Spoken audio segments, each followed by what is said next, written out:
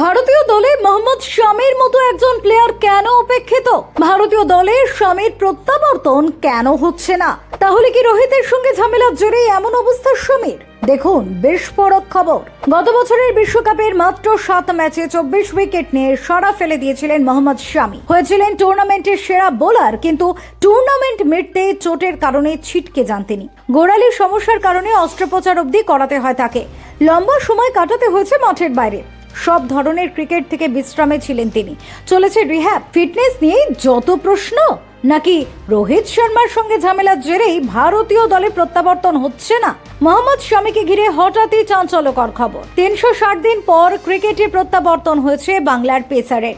রঞ্জি, সৈয়দ মুস্তাক আলী ট্রফিতে নিয়মিত খেলার সত্ত্বেও অস্ট্রেলিয়া সফরে তাকে পাঠানো নিয়ে অদ্ভুত গড়িমসি দেখা যাচ্ছে। বারবার ফিটনেসের প্রসঙ্গ তোলা হচ্ছে। যদি আনফিটই হবেন শামি, তাহলে বাংলার হয়ে একের পর এক ম্যাচ খেলছেন কি করে? তার সঙ্গে নাকি রোহিতের ঝামেলা হয়েছে, তারই জেরে এমনটা হচ্ছে, তেমনই খবর হাওয়ায় ভাসছে। সংবাদ মাধ্যমের খবর অনুযায়ী নিউজিল্যান্ডের বিরুদ্ধে বেঙ্গালুরু টেস্টের সময় এনসিএতে ছিলেন শামি। তখন তিনি ভারতীয় টিমের সঙ্গে দেখা করতে গিয়েছিলেন। রোহিত তার ঠিক আগে বলেছিলেন শামির চোট নিয়ে উদ্বেগে আছেন, পুরো ফিট না হলে তাকে ভারতীয় দলে ফেরাবেন না। আধা ফিট শামির ক্ষেত্রে ক্ষতি হতে পারে, এতেই নাকি চোটে ছিলেন শামি। একটি সূত্র জানাচ্ছে রোহিত এবং শামির মধ্যে কথা কাটাকাটি হয়েছিল। রোহিতকে জিজ্ঞাসা করেছিলেন শামি কেন তাকে নিয়ে এমন মন্তব্য করেছেন রোহিত। সেই ঝামেলার জেরেই কি অস্ট্রেলিয়া সফরে ডাক পাচ্ছেন না?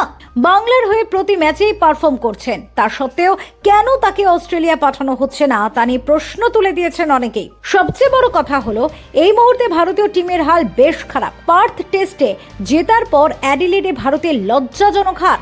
ব্যাটার রোহিত শর্মাকে নিয়ে প্রশ্ন উঠে গিয়েছে। বিরাট পার্থে সেঞ্চুরি করলেও অ্যাডিলেডে চরম ব্যর্থ।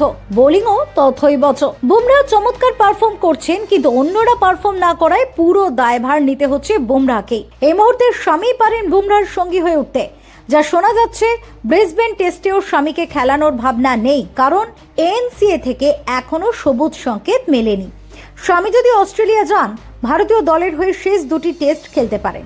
ততদিনে বিশ্ব টেস্ট চ্যাম্পিয়নশিপের ফাইনাল খেলার আশা জিয়ে থাকবে ভারতের।